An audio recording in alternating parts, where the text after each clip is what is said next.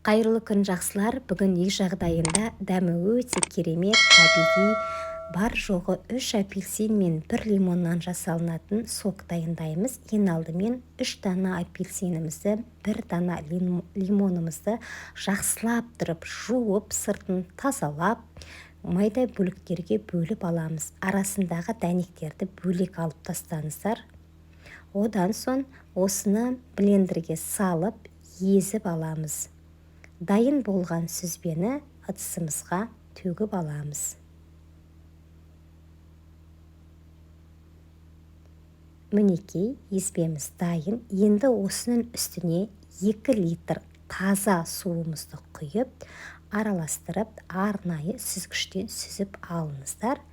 Соғын ғана алып, қабығын бөлек алып тастаймыз, қабығын қолданбаймыз.